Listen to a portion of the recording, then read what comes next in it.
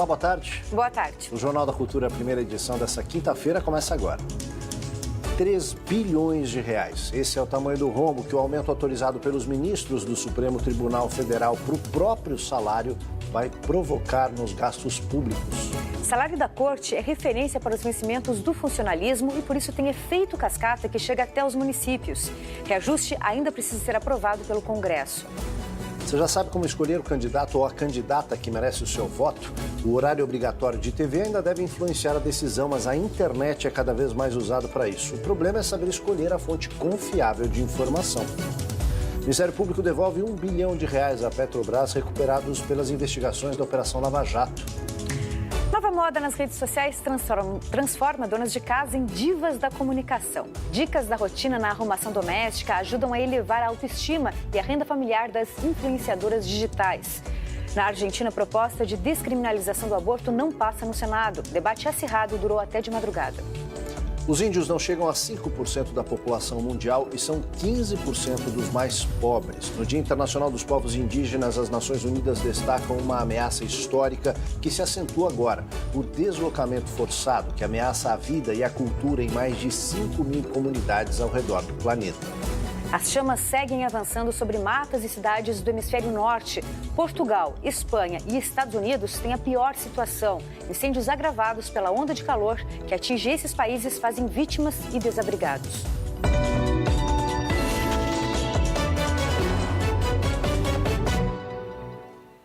Os chamados influenciadores digitais invadiram o mundo real. São crianças, jovens e adultos que entretêm e inspiram quem procura um brinquedo, explicações para uma equação matemática, uma nova maquiagem e também como ser uma dona de casa.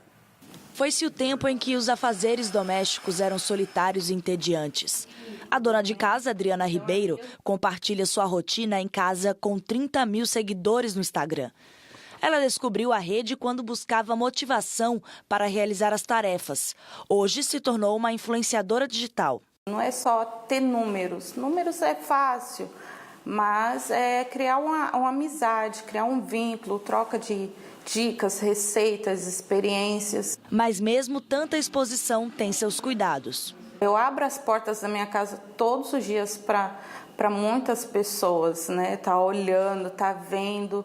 E eu tenho uma preocupação em preservar minha família. A técnica de enfermagem Lucidalva agora é dona de casa. Descobriu as postagens da Adriana e logo se tornou seguidora. Explica muito bem, é carismática, né, para explicar. E aproveita para dividir com a gente a dica que mais gostou. Depois que faz a limpeza do chão, aí ela passa um pouquinho de álcool e um pano seco. Essa deixa assim, o chão brilhando, limpinho. O influenciador digital é uma profissão tão nova que ainda nem foi regulamentada. Na teoria, quem tiver algo para dizer e souber se comunicar pode ocupar um espaço na internet. Na prática, existe a oportunidade de ser remunerado por esse compartilhamento. O influenciador digital, ele ganha dinheiro pela quantidade de visualizações, pela quantidade de seguidores que ele tem. Quanto maior o número de seguidores, e de fato tem que ter muitos seguidores, ele começa a ganhar o dinheiro da plataforma. E um outro jeito de ganhar dinheiro é que essas grandes empresas, elas começam a parar de colocar dinheiro em marketing tradicional, marketing de papel, a propaganda tradicional em revistas, jornais, para colocar marketing nesse tipo de plataforma, que é a plataforma digital. Adriana ainda não ganha dinheiro, mas tem lá suas vantagens. Eu estou recebendo produtos. Dinheiro ainda não, mas os produtos que eu estou ganhando, eu estou muito satisfeita. Os candidatos nas eleições deste ano prometem duelar pelos votos dos indecisos, que podem ser o fiel da balança. Pois é, mas para tomar essa decisão, o eleitor vai ter que tomar muito cuidado com as notícias falsas, as calúnias, a difamação e também para ver aonde buscar uma informação correta. Veja aí. Há uma semana do início da campanha eleitoral, os eleitores têm grande desafio para escolher os candidatos, saber onde buscar a informação e separar o que é ou não notícia falsa. Então a gente ficou ouvindo assim, conversa de comadres, entendeu? Eu vou sempre atrás de onde é a fonte, se tem algum crédito. Sabe debate, programa de debate? Sim, eu acompanho. No período eleitoral, a TV terá grande papel para formar a opinião dos eleitores. Mas ela sozinha não será determinante. Outras mídias, como a internet, serão fundamentais. Na eleição da desconfiança, é preciso ficar atento para não acreditar em tudo. Quando se chega aqui, nesse momento que nós estamos, existe já um componente que o leva para esse ou para aquele candidato, para essa ou para aquela posição. Então isso tudo ela vai ser, vamos dizer assim, não sei se depurada, mas será atiçada. Nas últimas eleições, a cada 4 processos movidos por políticos, pelo menos 3 pediam a retirada de informações da internet. A rede social mais frequente para esse tipo de pedido é o Facebook, seguido pelo Google e Twitter. O levantamento feito pela Associação Brasileira de Jornalismo Investigativo aponta que mais da metade dos eleitores que receberam mensagens por esses meios mudaram para pior a imagem que faziam dos políticos. Aqueles 2-3% que determina o resultado final, ele pode sim ser retirado nesse momento, né? Mas para chegar aí, vem de algum lugar, não vem do zero, não vem do nada. Informação é fundamental para escolher bem em quem votar. O movimento Todos pela Educação vai fazer a partir de amanhã encontros com os candidatos à presidência. A repórter Maria Manso tem as informações para a gente. Boa tarde, Maria. Oi, Ana. Pois é, todos os candidatos dizem que é importante investir na educação, que a educação é a base para todas as mudanças que o país precisa. Mas como, de que forma, na prática, eles pretendem fazer isso? É por isso que o Todos pela Educação está propondo esses debates. Priscila, de que jeito vocês vão conseguir tirar propostas de verdade dos candidatos num momento em que eles só querem fazer propaganda? Isso mesmo. Bom, primeiro que esse aqui é um debate, talvez o primeiro, só sobre educação. Entrevistas em que a gente vai poder debater com os candidatos só sobre educação e com temas que a gente vem trabalhando numa agenda técnica que se chama Educação Já, que é uma agenda, um planejamento para a educação para os próximos 12 anos. Então, inclusive, atravessa mandatos e governos. Então, a gente está super treinadinho aqui para realmente fazer com que os candidatos eles fiquem nas propostas e sempre provocar. E aí eu faço até aqui já o convite para todo mundo que está aqui nos assistindo. Amanhã acompanhar, a gente começa já a primeira entrevista amanhã com o candidato Ciro Gomes, fazendo as suas perguntas com a hashtag Educação Já. E aí faça suas perguntas pelo Facebook, Twitter ou Instagram, e a gente vai fazer aqui essas perguntas também. Mas a gente vai espremer os candidatos para que eles realmente fiquem nos comos. Não basta ficar só nos o quês que eles vão fazer. Eu vou valorizar professor, eu vou investir em primeira infância. Tá bom, mas como o senhor vai fazer isso? Né? Com quais estratégias? Como que o senhor pensa em fazer isso na sua gestão? Então, é isso que a gente pretende aqui fazer a partir de amanhã. Quem mais já topou? Então, a gente tem o Ciro Gomes na sexta-feira amanhã, às 11h30 da manhã. A gente tem Marina Silva na segunda-feira, às 15h30 da tarde. Então, também mandem suas perguntas para segunda-feira. Na terça-feira, a gente tem o representante do Partido dos Trabalhadores, do PT, o Fernando Haddad, às 10h30. E na quarta-feira, também 10h30, a gente tem o Geraldo Alckmin. Ok, muito obrigada, Priscila, parabéns. Os debates vão acontecer aqui nesse espaço onde nós estamos e todos vão ser transmitidos pelo Facebook. O equipamento já está ali também todo instalado. Quem quiser participar, assistindo e fazendo perguntas, é só entrar no Facebook do Todos Educação. O endereço está aparecendo aí na tela direitinho. Ana. Obrigada, Maria. Como disse muito bem a Patrícia, os comos são importantíssimos. Aldo. Olha só, para evitar fraudes, já tem empresa aqui no Brasil comprando cadastros de reconhecimento facial. Numa única imagem, eles têm acesso a uma montanha de dados. Pode ser bom e mais seguro para quem contrata o serviço, mas para os outros, para o cidadão comum, tem outras implicações. Onde há câmeras de segurança, nossa imagem pode ser capturada e identificada. Isso já é usado em aeroportos, em prédios, no ônibus. É uma espécie de impressão digital do rosto feita por computador.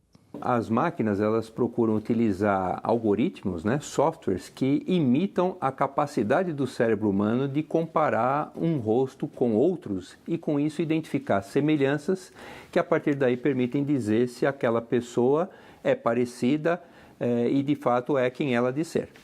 Agora essa tecnologia chegou ao comércio. Com um número de CPF, uma identificação facial e um simples aplicativo de celular, o lojista já consegue checar se a pessoa que está na frente dele querendo parcelar uma compra é ou não a dona dos documentos que tem em mãos. E todos nós, mesmo sem saber, já estamos dentro do sistema, porque essas empresas usam uma base de dados do governo federal para fazer essa identificação. A checagem é feita com os dados da Serpro, uma empresa pública responsável por alguns serviços de tecnologia federais. Lá estão, por exemplo, os dados de todos os motoristas habilitados do país. Nós já temos regras que estabelecem que dados mesmo sendo públicos, eles foram disponibilizados para uma determinada finalidade. Se eles vão ser utilizados para outra finalidade, incluindo aqui até mesmo prevenção a fraudes, eu preciso de uma outra base legal, preciso de uma outra autorização. Nós tivemos aqui um serviço no estado de São Paulo, no começo desse ano, em que seria permitido que lojistas tivessem acesso a informações biométricas também para fim de prevenção à fraude, para fim de identificação. Aqui ele foi suspenso, principalmente por motivo de segurança da informação. Esta empresa que desenvolve esse sistema defende que essa tecnologia ajuda a reduzir as fraudes de falsidade ideológica. É uma maneira de evitar que uma outra pessoa não se utilize dos meus dados de identificação para executar uma transação que não tem nada a ver comigo. Mas esse advogado alerta que o acesso a dados públicos ainda causa muita controvérsia. A utilização de dados pessoais para fins de prevenção à fraude, ele pode ser considerado como um uso legítimo. Só que isso não retira outros direitos do cidadão, como direito à transparência. Ele tem que saber que seus dados estão sendo utilizados para fim de prevenção à fraude, ele tem que saber com quem esses dados estão sendo compartilhados. O Fórum Brasileiro de Segurança Pública divulgou agora há pouco novos dados sobre a segurança no país. O repórter Eduardo Campos tem as informações para a gente ao vivo. Boa tarde, Eduardo. Oi, Ana, boa tarde a todos. Pois é, os números fazem parte do anuário da entidade e se referem ao ano passado. E não são nada animadores não, viu? O Brasil bateu um novo recorde de mortes violentas intencionais, isso num grupo a cada 100 mil habitantes. Vamos aos números, foram 30,8 mortes a cada um grupo de 100 mil habitantes, isso dando um total de 63.880 assassinatos. Em 2016, esse número foi um pouquinho menor, viu? Foram 29,9 mortes, totalizando aí 61.597 assassinatos. Agora, os feminicídios também somaram 1.133 vítimas. E tem um dado bem interessante que chama a atenção: a desigualdade racial também se reflete nesses números, viu? Entre os negros, os assassinatos cresceram em cerca de 23% e entre os brancos, esse número caiu 6,8%. Eu estou aqui com o David Marques, e ele que é o coordenador de projetos do Fórum Brasileiro de Segurança Pública. David, muito boa tarde. Outros crimes também fazem parte desses números, né? Exatamente. As mortes violentas intencionais é um indicador que a gente criou que ela aglutina, ela agrupa homicídios dolosos, latrocínios, que são os roubos seguidos de morte, as lesões corporais seguidas de morte, os policiais mortos, que já estão dentro dos homicídios, e também as mortes em decorrência de intervenção policial, né? O que a gente talvez possa comemorar nesse sentido houve uma pequena redução, alguma redução no número de policiais vítimas de homicídio, no número de policiais assassinados e também no número de latrocínios, né? Contudo, a má notícia é que a letalidade policial, as mortes em decorrência da atuação policial cresceram 20% nesse período. Agora, diante de todos esses números, o que a gente pode fazer, a sociedade pode fazer para tentar reverter essa estatística, hein? Olha, o que é fundamental num ano eleitoral como esse é priorizar o tema da segurança pública, né? Mas é priorizar como? Deixando de lado discursos eminentemente populistas e que se baseiam no achismo, no mais do mesmo. Muito no sentido de surfar numa sociedade que é amedrontada, né, que tem medo da violência, e buscando soluções baseadas em evidência científica do que funciona e do que não funciona. Quais seriam, por exemplo? O que a gente precisa, por exemplo, é qualificar urgentemente o controle de armas na sociedade brasileira, né? Hoje existe um debate se flexibiliza o Estatuto ou não. O fato o Estatuto não foi implementado na sua integridade. O melhor controle das armas de fogo vai necessariamente contribuir com a redução da violência. Certo, David. Obrigado. Boa tarde para você. Ana. Obrigada, Eduardo. Aldo. 10 pessoas são mantidas reféns no Centro de Detenção Provisória de Taubaté, no interior de São Paulo. A rebelião começou na tarde de ontem, quando um grupo de voluntários estava com os presos. A rebelião começou à tarde. Os presos queimaram roupas e colchões e uma grande quantidade de fumaça podia ser vista de longe. 4 alas do presídio foram incendiadas. Os presos fizeram reféns 2 agentes penitenciários e 12 pessoas ligadas a igrejas que faziam trabalhos voluntários. Ontem, 3 foram liberados depois que uma juíza negociou com os presos. A superlotação seria um dos motivos para a rebelião. O presídio tem capacidade para 840 presos e hoje abriga 1.500. Em nota, a Secretaria de Administração Penitenciária informou que o Grupo de Intervenção Rápida, composto por agentes de segurança penitenciária, está dentro da unidade. Integrantes do Ministério Público também estão no local para ajudar na negociação para pôr fim no motim. Técnicos do Senado calculam em mais de 3 bilhões de reais o gasto extra dos governos federal, dos estados e municípios com o aumento dos próprios salários decidido pelos ministros do Supremo Tribunal Federal. É que o reajuste nos vencimentos dos ministros do Supremo provoca aumentos salariais em cascata em todo o judiciário e outras categorias do funcionalismo público que ganham altos salários. Por 6 votos a 5, os ministros do STF decidiram colocar no orçamento do tribunal para o ano que vem um aumento de 16,38% nos próprios salários. Com isso, os vencimentos dos ministros do Supremo passariam dos atuais R$ 33.700 para quase R$ 40.000 por mês. Votaram a favor do aumento os ministros Ricardo Lewandowski, Luiz Roberto Barroso, Marco Aurélio Mello, Gilmar Mendes, Dias Toffoli, Luiz Fux e Alexandre de Moraes. Votaram contra os ministros Carmen Lúcia, Celso de Mello, Rosa Weber e Edson Fachin. A proposta agora será enviada ao Senado para ser incluída no orçamento da União e depende da aprovação dos parlamentares para entrar em vigor. Segundo técnicos do Senado, como o salário dos ministros do Supremo serve de referência para o Judiciário e de teto para todo o funcionalismo público, o reajuste pretendido pelos ministros provocaria aumentos em cascata e uma despesa extra de quase 4 bilhões de reais nas contas públicas do governo federal, estados e municípios. O Ministério Público Federal faz entrega simbólica de R$ 1 bilhão recuperados na Operação Lava Jato à Petrobras. E por 6 votos a 5, o Supremo Tribunal Federal decidiu que as ações judiciais para ressarcir os cofres públicos por improbidade administrativa não prescrevem. Ou seja, se um agente público for condenado por mau uso do dinheiro público, mesmo que a ação leve anos, ele ainda vai ter de devolver o dinheiro. A Procuradoria-Geral da República defendeu que, se houvesse um prazo para a prescrição das ações, poderia dificultar a recuperação do dinheiro público desviado em casos de corrupção. E a maioria dos ministros do Supremo concordou com o argumento. E hoje, no Paraná, o Ministério Público Federal fará uma devolução de mais de R$ 1 bilhão para a Petrobras, recuperados por acordos de delação feitos na Operação Lava Jato, com executivos de empreiteiras e ajustes de leniência com as empresas. Esse valor é pouco menos do que a somatória de todas as outras devoluções da empresa feitas de 2015 para cá. E o Senado proibiu ontem que companhias aéreas cobrem pela marcação de assentos em voos. Mas a decisão ainda não vale como lei. O projeto segue agora para análise na Câmara dos Deputados.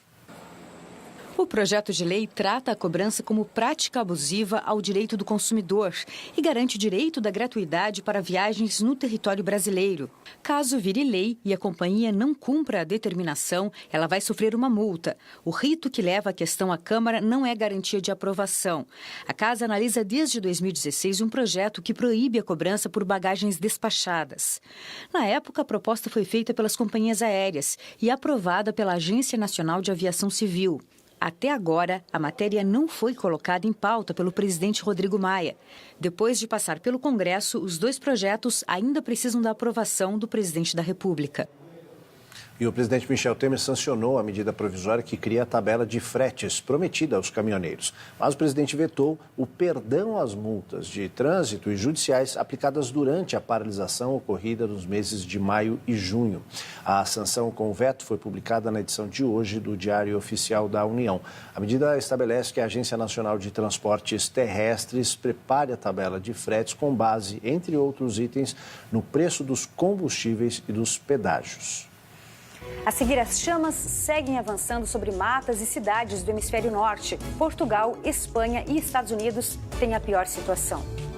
O ONU alerta para uma ameaça histórica que se acentua agora. O deslocamento forçado ameaça a vida e a cultura em mais de 5 mil comunidades indígenas ao redor do planeta. A gente volta já.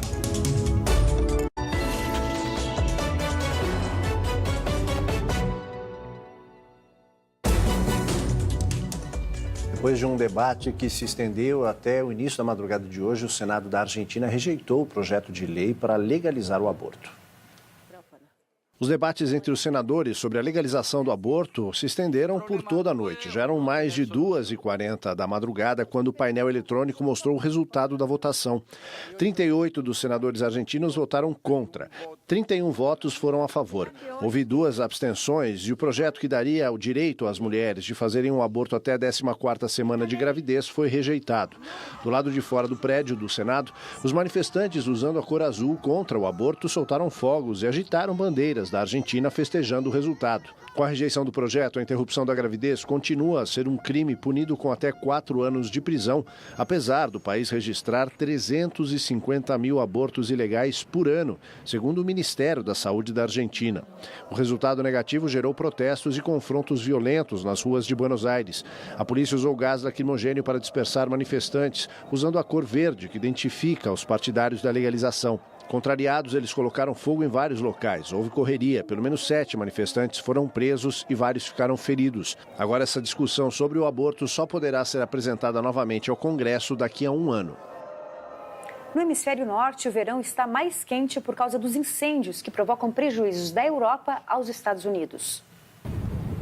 Em Portugal, os ventos fortes complicaram o combate aos focos de incêndio na região do Algarve, ao sul do país. Várias aeronaves e mais de 1.400 bombeiros tentam controlar o fogo que atinge a região há quase uma semana. Nas colinas da cidade de Monchique, mais de 200 pessoas foram retiradas de suas casas porque o fogo se aproxima da área. Na cidade de Silves, o céu ficou escurecido pela fumaça dos incêndios e assustou os moradores que fugiram da região. Policiais e bombeiros foram de casa em casa retirando os habitantes que saíram carregando seus animais de estimação e o que podiam levar fugindo do fogo. Na Espanha, mais de 2.600 pessoas também foram retiradas de casa por causa do risco dos incêndios na região de Valência, ao sul do país. O exército espanhol está usando até um drone equipado com câmera térmica para analisar melhor as áreas de risco e planejar as ações de combate aos incêndios. Mais de 600 bombeiros e 31 aeronaves já são usados contra o fogo, mas várias casas já foram queimadas. Nos Estados Unidos, as equipes de combate ao fogo lutam contra o maior incêndio florestal da história da Califórnia. 14 mil bombeiros tentam debelar mais de 20 focos de incêndio e até enormes aviões são usados para lançar água sobre o fogo. Já passam de 120 mil hectares queimados na Califórnia e mais de 650 mil em 11 estados norte-americanos onde ainda existem focos de incêndio. Para o esporte, os gols do Campeonato Brasileiro e da Libertadores. O Maracanã, com quase 46 mil pessoas, prometia pressionar o Cruzeiro contra o Flamengo pelas oitavas de final da Libertadores. Mas o que esses torcedores viram mesmo foi o gol de Arrascaeta no começo do jogo. No segundo tempo, Lucas Silva chutou de fora da área, Thiago Neves desviou e o Cruzeiro ampliou, 2-0. O jogo de volta é no Mineirão, dia 29 de agosto. O Corinthians foi ao Chile enfrentar o Colo-Colo. Cássio até defendeu o chute de Barrios, mas na sobra Carmona garantiu a vitória chilena. O jogo de volta na Arena Corinthians também é no dia 29. Em jogo antecipado da 20ª rodada do Campeonato Brasileiro, Ceará e Santos se enfrentaram. Arthur encontrou um canto para levantar o torcedor cearense no estádio Presidente Vargas. Mas no finalzinho do jogo, Jean Mota, meio atrapalhado, deixou tudo igual, 1-1. Hoje é o Dia Internacional dos Povos Indígenas. A data foi definida pelas Nações Unidas e o tema deste ano é migração e movimento. Os povos indígenas são vulneráveis, não chegam a 5% da população mundial e são 15% dos mais pobres. Somam 370 milhões de pessoas de 5 mil culturas diferentes. A migração forçada se dá por causa da perda da terra, pressões políticas, perseguições e mudanças climáticas. Na América Latina, por exemplo, 40% dos povos indígenas vivem nas cidades. A busca por melhores condições de vida implica, muitas vezes, na perda de identidade. Tradições e costumes se perdem fora do habitat natural. O tema deste ano tem o objetivo de debater a proteção aos direitos dos povos indígenas, onde quer que estejam, e a manutenção das tradições. E como parte deste trabalho a longo prazo, a ONU instituiu que 2019 será o Ano Internacional das Línguas Indígenas. O Jornal da Cultura, primeira edição, termina aqui. Uma ótima tarde para você. Agora você acompanha o programa Panorama. Uma boa tarde e até amanhã.